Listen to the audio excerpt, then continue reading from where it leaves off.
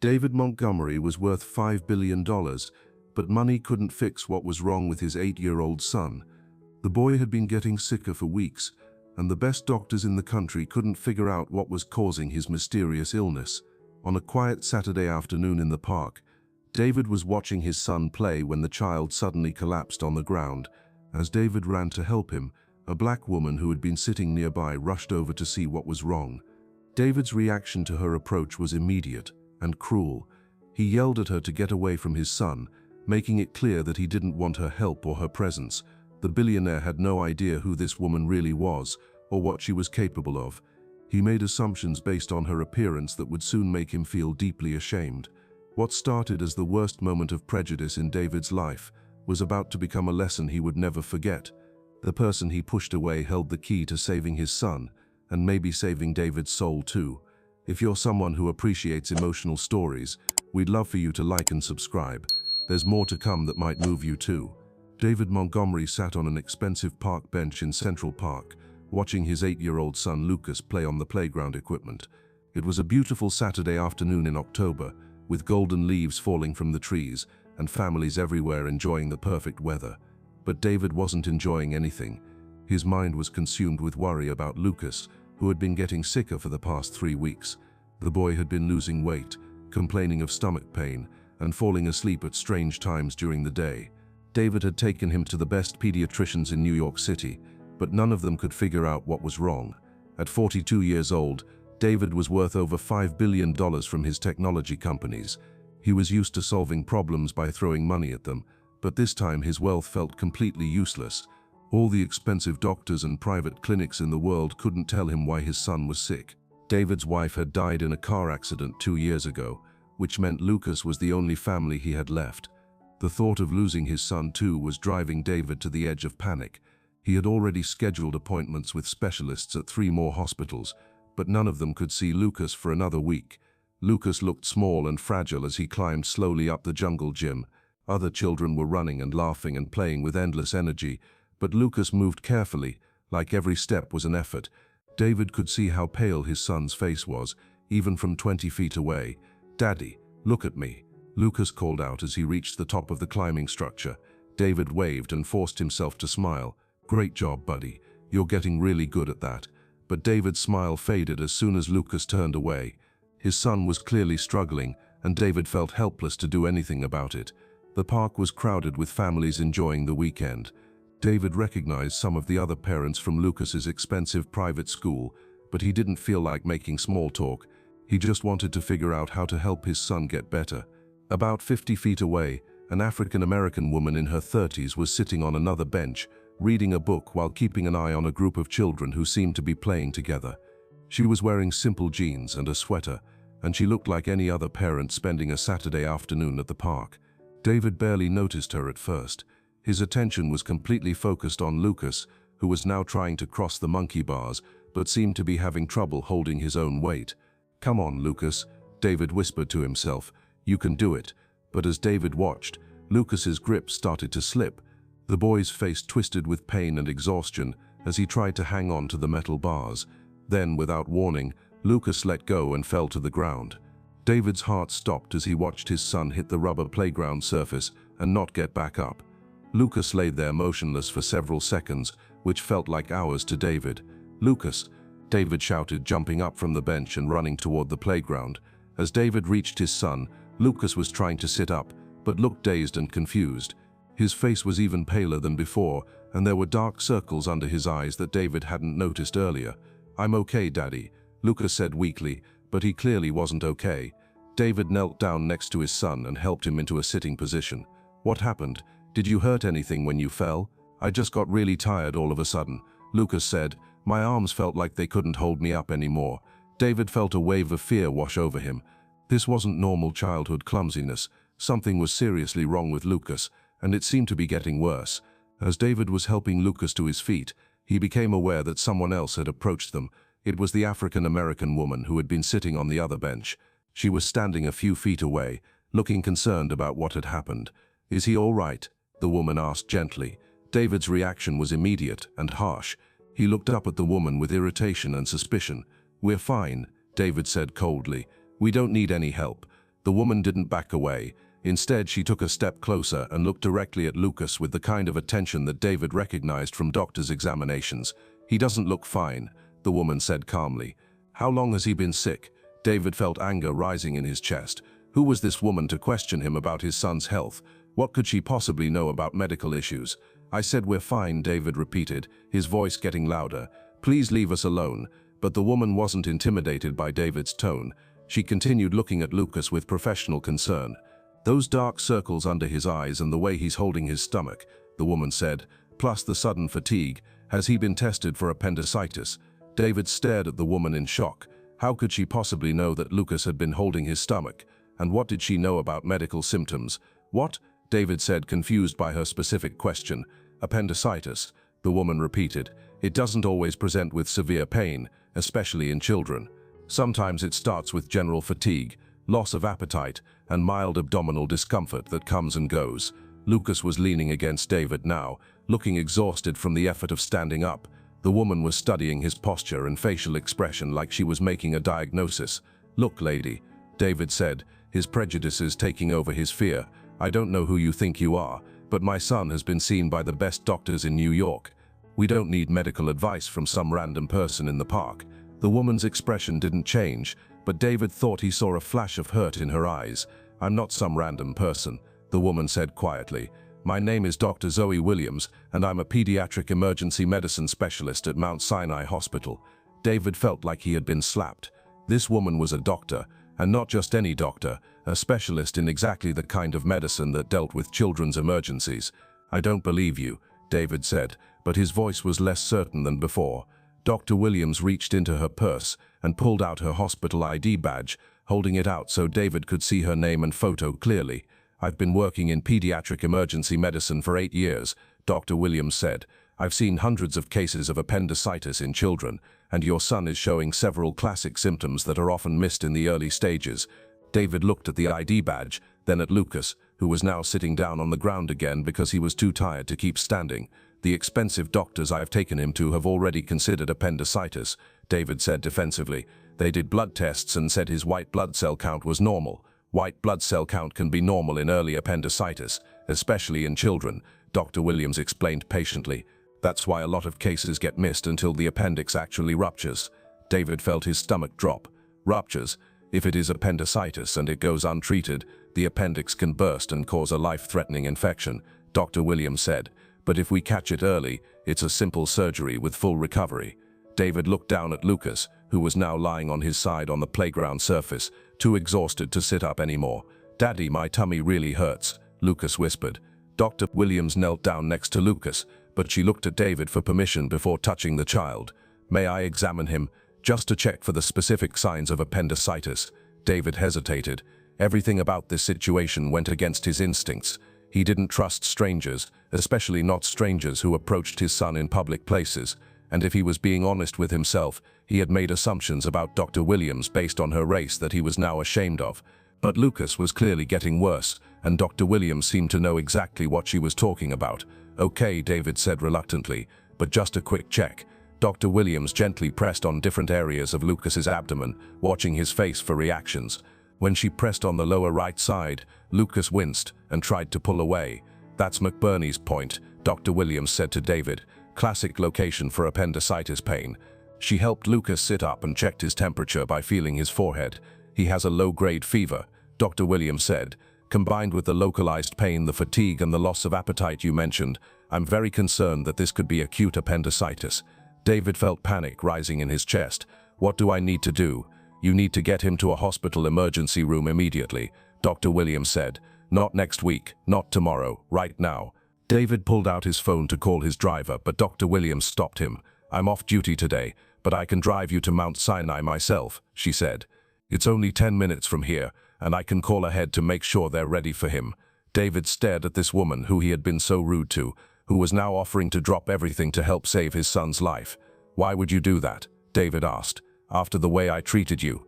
Dr. Williams looked at Lucas, who was now shivering despite the warm afternoon. "Because I'm a doctor," she said simply, "and because that little boy needs help right now." David realized that Dr. Williams was right.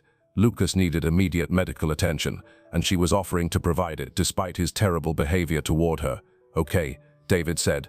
"Thank you. I'm sorry for what I said earlier." Dr. Williams was already helping Lucas to his feet. "We can talk about that later. Right now, let's focus on getting him healthy." As they walked toward Dr. Williams's car, David couldn't help but wonder what would have happened if she hadn't been in the park that day. Would he have waited until Monday to seek more medical attention? Would Lucas's appendix have ruptured by then? David was beginning to realize that his prejudices had almost cost his son his life, and that the woman he had tried to push away might be the person who saved it. Zoe Williams's car was a modest Honda Civic that looked like it had seen better days. David, who was used to luxury vehicles and private drivers, found himself sitting in the passenger seat while Lucas lay across the back seat, his head in David's jacket that they had folded into a makeshift pillow. As Zoe drove quickly but safely through the streets of Manhattan, she kept checking on Lucas in the rearview mirror while talking to the hospital on her Bluetooth headset. "This is Dr. Williams. I'm bringing in an 8-year-old male with suspected acute appendicitis. ETA is about 6 minutes. Can you have Dr. Chen meet us in the emergency department? And please set up for immediate blood work and CT scan." David listened to Zoe's professional, calm voice as she coordinated Lucas's care, and he felt ashamed of how he had treated her in the park. She was clearly an experienced doctor who knew exactly what she was doing. "How are you feeling back there, Lucas?" Zoe asked, glancing in the mirror. "My tummy hurts worse now," Lucas said weakly, "and I feel really hot." Zoe pressed the accelerator a little harder. "We're almost there, sweetheart. The doctors at the hospital are going to take really good care of you." David turned around to check on his son and was alarmed to see that Lucas's face was flushed and he was breathing more rapidly than normal. "Is he getting worse?" David asked Zoe quietly. "His symptoms are progressing, which actually confirms my diagnosis," Zoe said, "but we're going to get him help before it becomes dangerous." David felt grateful and guilty at the same time. If Zoe hadn't been in the park, if she hadn't approached them despite his rudeness, Lucas might have gone home and gotten much sicker during the night.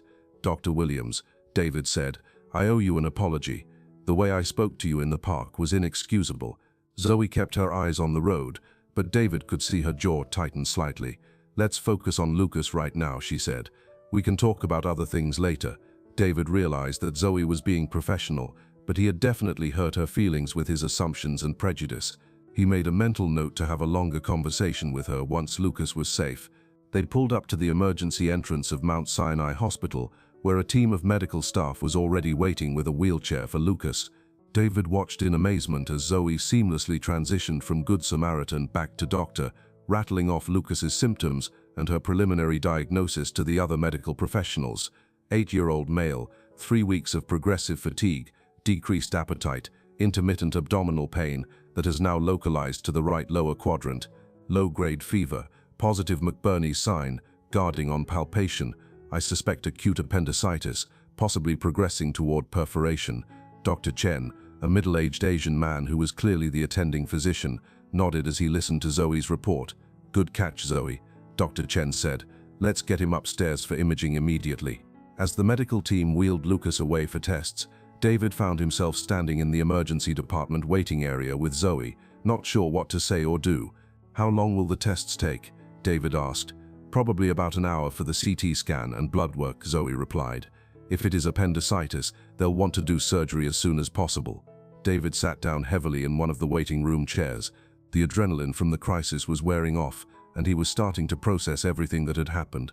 "I can't believe I almost missed this," David said, more to himself than to Zoe. "I took him to 3 different doctors, and none of them caught what you spotted in 5 minutes." Zoe sat down in a chair across from David. "Early appendicitis can be really tricky to diagnose, especially in children who can't always describe their symptoms clearly. The doctors you saw probably weren't wrong to wait and watch. They just didn't have all the information." "What information?" David asked. "The progression of symptoms over time," Zoe explained. "When I saw Lucas in the park, I could see that he was in the later stages of the illness. His fatigue, the way he was holding his abdomen, the pallor, those are signs that develop over days or weeks." David thought about all the times over the past few weeks when Lucas had seemed tired or complained of a stomachache. David had attributed it to school stress or normal childhood issues, but now he realized his son had been getting progressively sicker. "I should have paid closer attention," David said. "I should have trusted my instincts that something was really wrong." You did trust your instincts, Zoe said gently. You took him to multiple doctors. You brought him to the park to get fresh air and exercise. You're a good father who was trying to help his son. David looked at Zoe with surprise. After the way he had treated her, she was still being kind and supportive. I don't deserve your understanding, David said. What I said to you in the park, the assumptions I made about you, I'm deeply ashamed of my behavior. Zoe was quiet for a moment, considering her response. Can I ask you something? Zoe said. When you saw me approaching Lucas, what went through your mind? David felt uncomfortable, but he knew he owed her an honest answer. I saw a stranger approaching my sick son, and I immediately assumed you couldn't possibly help, David said. I made judgments about your education and your qualifications based on what you looked like and where we were, based on the fact that I'm black, Zoe said directly. David nodded, feeling sick with shame. Yes, and I was completely wrong, and I'm sorry. Zoe studied David's face, trying to determine if his apology was sincere. I deal with assumptions like that every day, Zoe said. Patients who ask to see a real doctor when I walk into their room, parents who question my credentials, staff who assume I'm a nurse or a technician instead of a physician.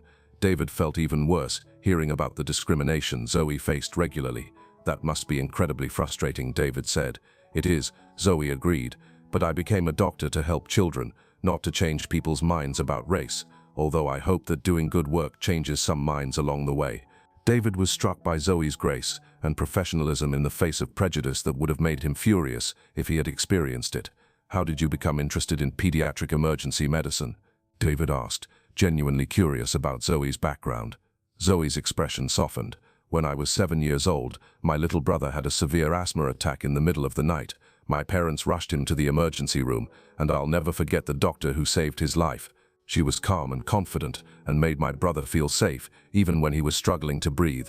That inspired you to become a doctor? David asked. It inspired me to become the kind of doctor who could make scared children and their families feel safe during the worst moments of their lives, Zoe said. I wanted to be the person who could take a terrifying situation and make it manageable. David realized that was exactly what Zoe had done for him and Lucas. She had taken a frightening medical emergency and handled it with calm expertise, making them feel safe when David had been on the verge of panic. You did that for us today, David said. You made an impossible situation feel manageable. Before Zoe could respond, Dr. Chen appeared in the waiting area with Lucas's test results. Mr. Montgomery? Dr. Chen called. David jumped up immediately, with Zoe right behind him. The CT scan confirms acute appendicitis, Dr. Chen said. The good news is that the appendix hasn't ruptured yet, so we can do a straightforward laparoscopic surgery. Lucas should make a full recovery with no complications. David felt a wave of relief wash over him. When will you do the surgery? We're preparing the operating room now, Dr. Chen said. The surgery should take about an hour, and then Lucas will need to stay in the hospital for a day or two to recover. David looked at Zoe, who was smiling with relief at the good news. Dr. Williams, Dr. Chen said to Zoe. Excellent diagnosis. If you hadn't caught this when you did, we might have been dealing with a much more serious situation. I was just in the right place at the right time, Zoe said modestly. Dr. Chen turned back to David. You can see Lucas before he goes into surgery, but only for a few minutes. As they walked toward Lucas's room, David turned to Zoe. Will you come with me? David asked. I'd like Lucas to be able to thank you before his surgery. Of course, Zoe said. Lucas was lying in a hospital bed, looking small and scared but more alert than he had been in the park. When he saw David and Zoe walk in, he smiled weakly. Daddy, the doctors said I have to have an operation, Lucas said. That's right, buddy, David said, taking Lucas's hand.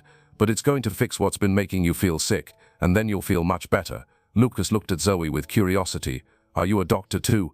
I am, Zoe said, moving closer to Lucas's bed. I'm the doctor who figured out what was making your tummy hurt. Thank you, Lucas said simply. I was really scared when I fell down at the park. You were very brave, Zoe told him, and the doctors here are going to take excellent care of you.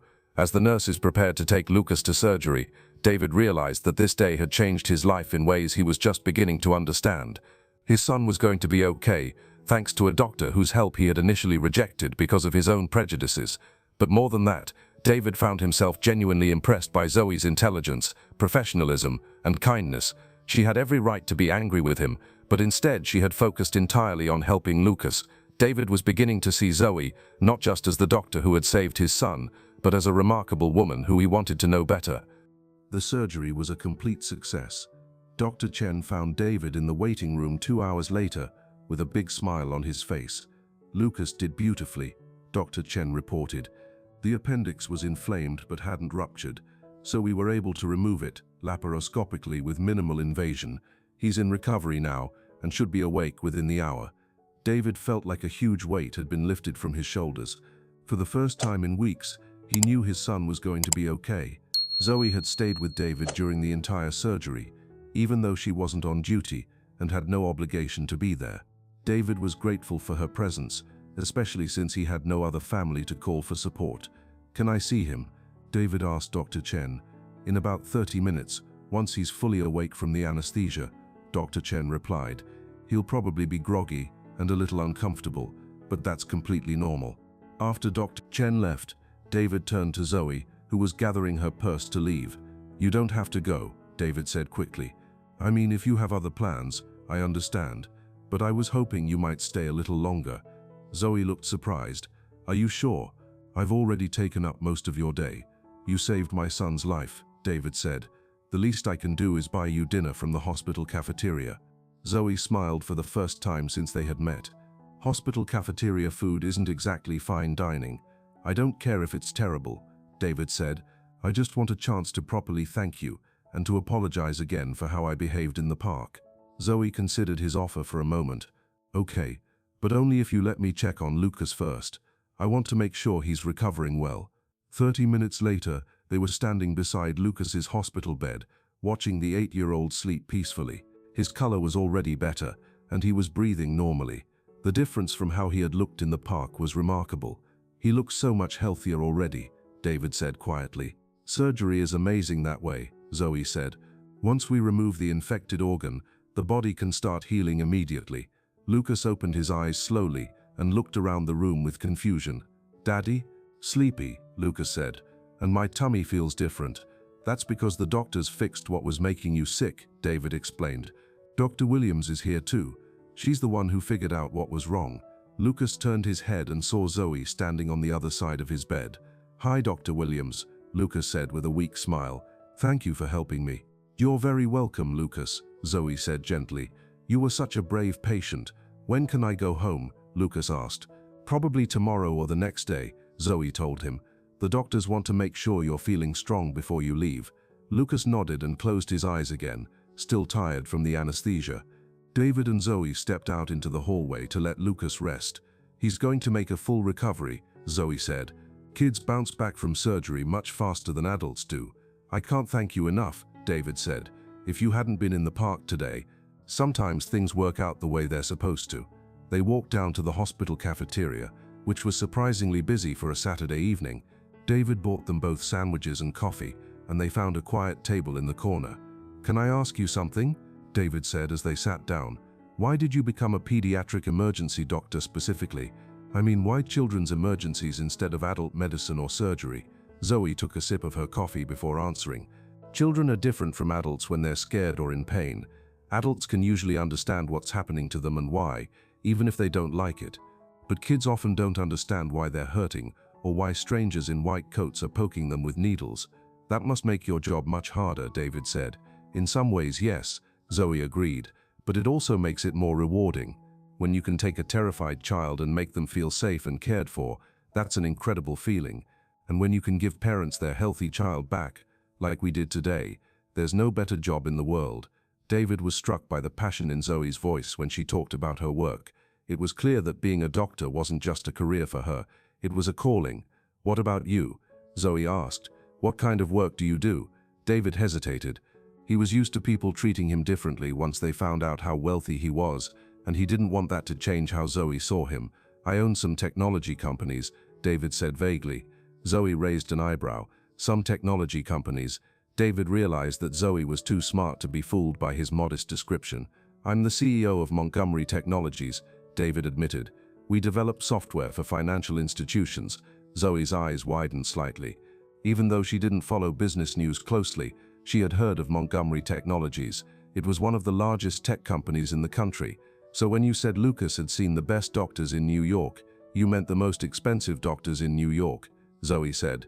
"Money doesn't always buy the best care," David said. Sometimes the best care comes from a doctor who happens to be in the right park at the right time. They ate their sandwiches in comfortable silence for a few minutes, both thinking about the events of the day.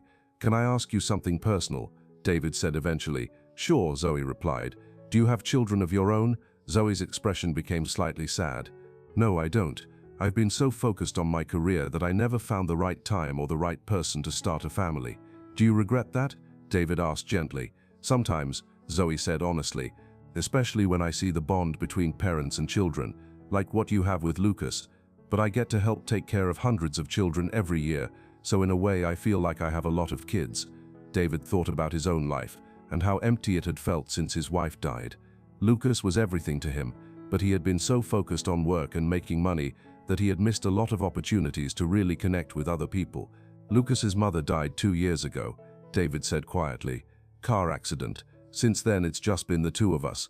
"I'm sorry," Zoe said sincerely. "That must have been incredibly difficult." "The hardest thing I've ever been through," David said. "But Lucas has been amazing.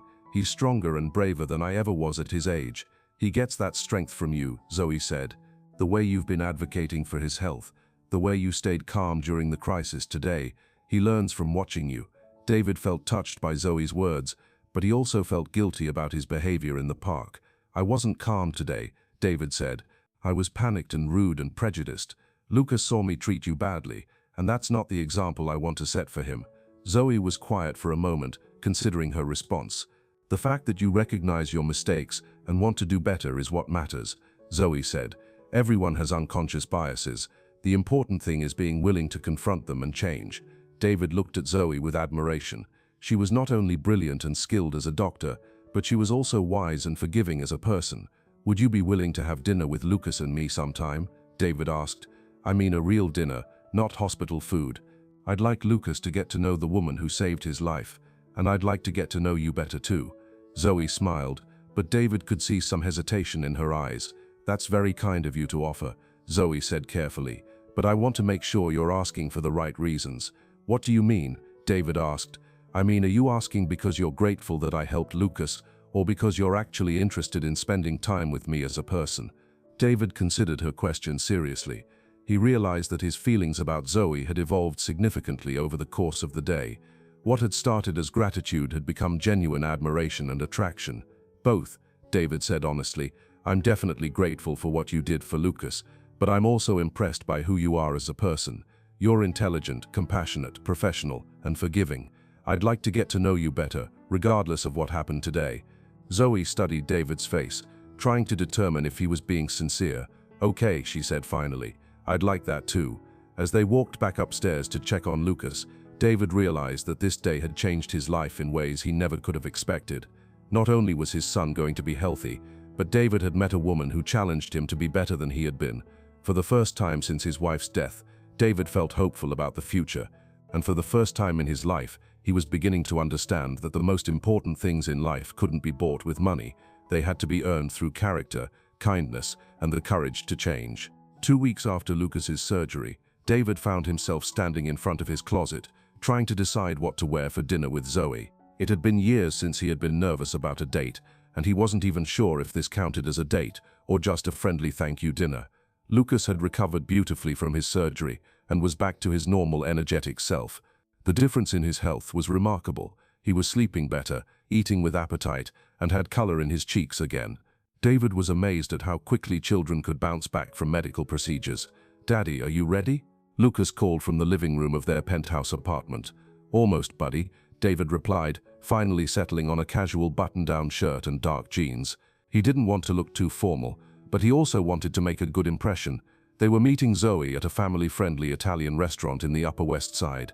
David had wanted to take her somewhere expensive and impressive, but Zoe had suggested a place that would be comfortable for Lucas and where they could actually have a conversation. When they arrived at the restaurant, Zoe was already there, sitting at a corner table and reading something on her phone. She was wearing a simple blue dress and had her hair pulled back in a way that made her look both professional and beautiful. "Dr. Zoe," Lucas exclaimed when he saw her, running over to give her a hug. "Hi, Lucas," Zoe said, smiling as she hugged him back. "You look so much healthier than the last time I saw you." "I feel great," Lucas said proudly. "Want to see my scars from the surgery?" "Lucas," David said quickly, Maybe we should wait until after dinner to show Dr. Williams your scars. Zoe laughed. Actually, I'd love to see how well you're healing. Surgical scars are like badges of honor. Lucas lifted his shirt to show 3 small, barely visible marks on his abdomen where the laparoscopic surgery had been performed.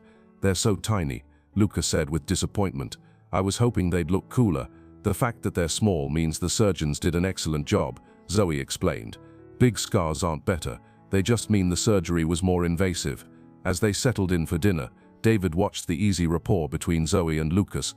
She talked to his son like he was a real person with interesting thoughts and opinions, not just a child to be dismissed or talked down to. Dr. Zoe, Lucas said as they looked at their menus. Do you like being a doctor? I love it, Zoe said. Even when it's difficult or scary, I can't imagine doing anything else. What's the scariest part? Lucas asked with curiosity. Zoe thought about her answer carefully. Sometimes I take care of children who are very sick, and their parents are frightened because they don't know if their child is going to be okay. The scary part is trying to help the child while also helping the parents not be too afraid. David realized that was exactly what Zoe had done for him in the park and at the hospital. She had taken care of Lucas's medical needs while also managing David's panic and fear. Were you scared when you first met me? I was concerned about your health, Zoe said honestly, but I wasn't scared because I knew we could help you feel better. David admired how Zoe answered Lucas's questions with honesty, but in a way that was appropriate for a child to understand.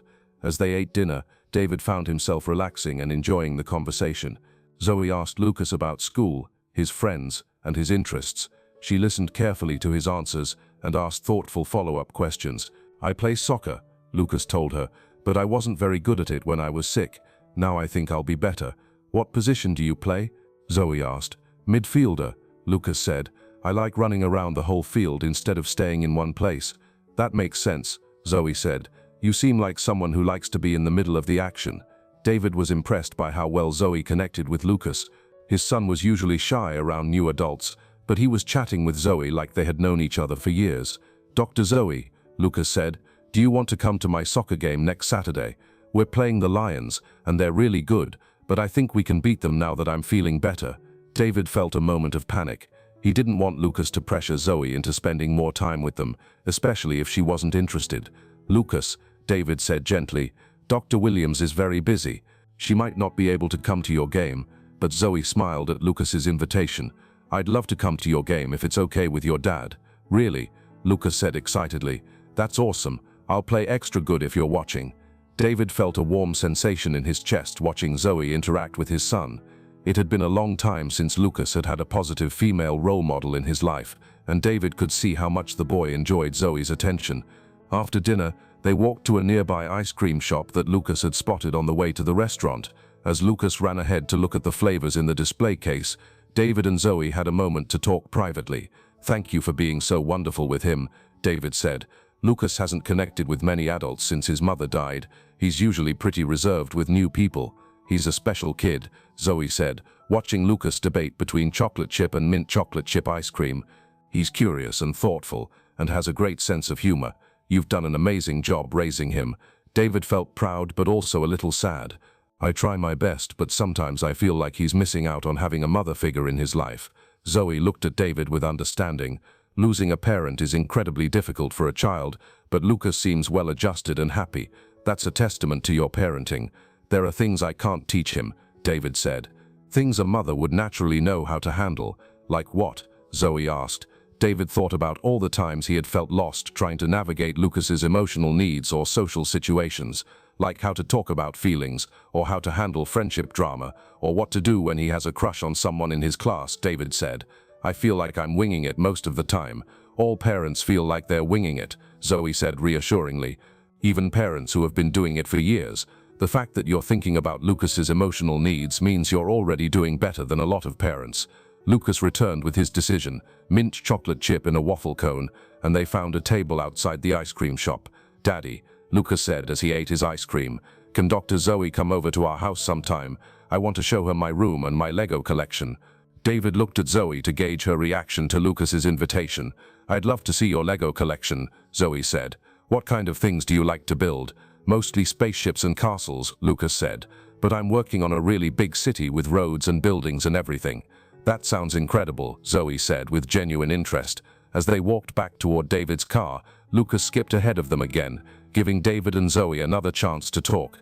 "He really likes you," David said. "I really like him too," Zoe replied. "He's got such a great personality." "Can I ask you something?" David said. "Are you comfortable with how quickly Lucas is getting attached to you? I don't want him to get hurt if this doesn't work out." Zoe stopped walking and looked at David seriously. "What do you mean by this?" she asked. David realized he had been thinking of their relationship as something more than friendship, but he hadn't actually discussed that with Zoe. "I mean," David started, then stopped to think about his words carefully. "I like you, Zoe, not just as the doctor who saved my son, but as a person. I'm attracted to you, and I enjoy spending time with you. But I need to know if you feel the same way, because I don't want to put Lucas in a position where he gets attached to someone who's just being nice to him out of obligation." Zoe was quiet for a moment, watching Lucas examine something interesting he had found on the sidewalk. "I like you too, David," she said finally. "You're intelligent and caring, and you're clearly a devoted father, but I need you to understand something." "What?" David asked. "If we're going to explore a relationship, it can't be because you're grateful that I helped Lucas. It has to be because you actually want to be with me, regardless of what happened that day in the park." David looked at Zoe and realized that his feelings for her had evolved far beyond gratitude. He was attracted to her intelligence, her compassion, her strength, and her ability to make both him and Lucas feel comfortable and cared for. "It's not about gratitude anymore," David said honestly. "I want to be with you because of who you are. The fact that you saved Lucas's life is just how we met. It's not why I care about you." Zoe smiled, and David could see that she believed him. "Okay then," she said. "Let's see where this goes." As they reached David's car, Lucas was already planning Zoe's visit to their apartment and her attendance at his soccer game. David realized that his son was happier and more excited about life than he had been in months. For the first time since his wife's death, David felt like they might be able to build a real family again, and this time it would be built on choice and love rather than just obligation and circumstance. 6 months later, David stood in the same park where he had first met Zoe, but this time he wasn't watching his son collapse from illness. Instead, he was watching Lucas run around with boundless energy, playing tag with several other children while Zoe cheered him on from a nearby bench. It was hard to believe that the pale, exhausted child from that terrifying Saturday had become this vibrant, healthy boy who seemed to have endless stamina for running and playing. "He's like a completely different kid," David said, sitting down next to Zoe on the bench. "He's the same kid," Zoe corrected with a smile. "He just feels good now. It's amazing what happens when children aren't fighting illness." David watched Lucas laugh as he tagged another child and ran away, and he felt overwhelming gratitude for the woman sitting beside him, not just because she had diagnosed Lucas's appendicitis, but because she had become such an important part of both their lives. Over the past 6 months, Zoe had become a regular presence in their home and their routines. She attended Lucas's soccer games, helped him with science homework, and had even taught him how to cook simple meals. More importantly, she had helped David become a better father by showing him how to really listen to Lucas and respond to his emotional needs. "Daddy, Dr. Zoe, watch this," Lucas called out, then performed an elaborate cartwheel that ended with him landing on his bottom in the grass. 10 out of 10 for creativity," Zoe called back, clapping. Lucas beamed and ran off to continue playing with his friends. "He's so confident now," David observed, "not just physically, but socially too. Kids pick up on the emotional atmosphere around them," Zoe explained. "When you're less stressed and worried, he feels more secure and free to be himself." David knew that Zoe was right. His own emotional state had improved dramatically since they had started dating. For the first time since his wife's death, he felt optimistic about the future and excited about building a life with someone. "Zoe," David said, turning to face her on the bench, "can I tell you something?" "Of course," she said, giving him her full attention. 6 months ago, I was the kind of person who made assumptions about people based on their race and appearance. I was so focused on my own problems that I couldn't see the value in anyone who didn't look like me or live like me." Zoe listened quietly, waiting for him to continue. "But you changed that," David said, "not just by saving Lucas, but by showing me what real strength and character looked like. You made me want to be a better person." "You were already a good person," Zoe said gently. "You just had some blind spots that needed to be addressed. Blind spots that could have cost my son his life," David said seriously. "But they didn't," Zoe reminded him, "and now you're more aware and more open-minded. That's what matters." David reached into his jacket pocket and pulled out a small velvet box. Zoe's eyes widened when she saw it. "David," she said softly, "what are you doing?" "I'm asking you to marry me," David said, opening the box to reveal a beautiful diamond ring.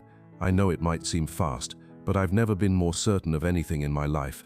Zoe stared at the ring, then at David, then at Lucas playing happily in the distance.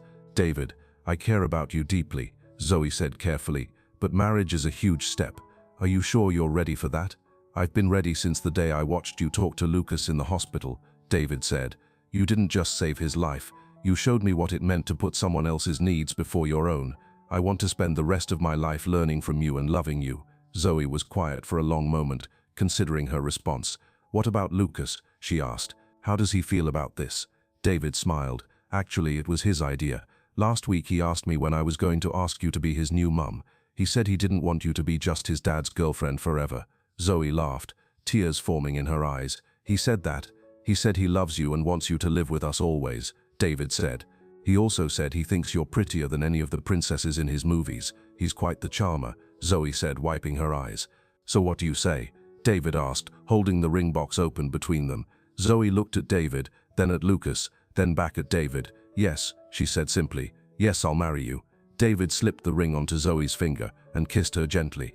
From across the playground, Lucas looked over and saw what was happening.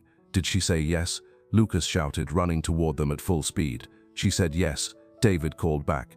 Lucas reached them and threw his arms around both David and Zoe in a group hug. "Does this mean Dr. Zoe is going to be my mum now?" Lucas asked. "If you want me to be," Zoe said, hugging him tightly. "I definitely want you to be my mum," Lucas said. "Can I call you mum instead of Dr. Zoe?" "I would love that," Zoe said, her voice thick with emotion. As they sat on the bench together, David, Zoe and Lucas, David reflected on how much his life had changed. 6 months ago, he had been a prejudiced, closed-minded man who almost let his biases prevent his son from getting life-saving medical care. Now, he was engaged to a brilliant, compassionate woman who had not only saved his son's life, but had also taught him how to be a better person and a better father. "You know what's funny?" David said to Zoe as they watched Lucas return to playing with his friends. "What?" Zoe asked. "If Lucas hadn't gotten sick, I never would have met you. I would have spent the rest of my life being the same narrow-minded person I was before." "Maybe," Zoe said, "or maybe we would have met some other way. Sometimes I think people who are meant to find each other always do, one way or another." David thought about that idea and realized he liked it.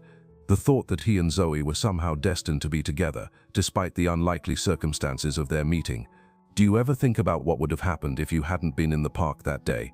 David asked. "Sometimes," Zoe admitted. "But then I remember that I was there, and everything worked out the way it was supposed to. Lucas is healthy, you've grown as a person, and I found a family I never expected to have." David looked at his engagement ring on Zoe's finger and felt a deep sense of contentment and excitement for their future together. "When do you want to get married?" David asked. "Soon," Zoe said without hesitation. "I don't want a big fancy wedding. I just want to start our life together as a family." "Lucas will be so excited," David said. "He's been asking when you're going to move in with us." "What did you tell him?" Zoe asked.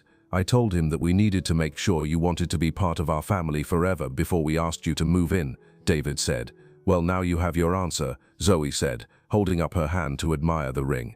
As the afternoon sun began to set, casting golden light across the park, David realized that this was the same place where his old life had ended and his new life had begun. It was here that his prejudices had been challenged, his son's life had been saved, and he had met the love of his life. Lucas ran over to them one more time before they left the park. "Mum," he said to Zoe, testing out the word, "will you come to my soccer practice tomorrow?" "Of course," Zoe said, her face lighting up at being called Mum. "And will you help me with my science project about the human body?" Lucas asked. "I think I can handle that," Zoe said with a laugh. As they walked back to David's car, Lucas skipping ahead of them and chattering excitedly about wedding plans and whether Zoe would keep working as a doctor after they got married, David felt more grateful than he had ever felt in his life. He was grateful for Zoe's medical expertise that had saved Lucas. He was grateful for her patience and forgiveness when he had shown his worst side. He was grateful for her love and willingness to become part of their family, but most of all he was grateful for the lesson she had taught him, that the most important things in life, love, compassion and human connection, couldn't be bought with money or status. They had to be earned through character, kindness, and the courage to change. 1 year later, Dr. Zoe Williams became Mrs. Zoe Montgomery in a small ceremony attended by close friends and family. Lucas served as the ring bearer and gave a speech about how happy he was to finally have a mum who could explain why his appendix had tried to explode inside him. David kept his promise to be a better person, and he used his wealth and influence to support organizations that provided medical care to underserved communities. He and Zoe worked together to ensure that no child would go without proper health care because of their family's economic circumstances. And every year on the anniversary of the day they met, the Montgomery family returned to the same park where a moment of prejudice had been transformed into a lifetime of love. Sometimes the most beautiful stories begin with our worst moments, if we're brave enough to learn from them and change.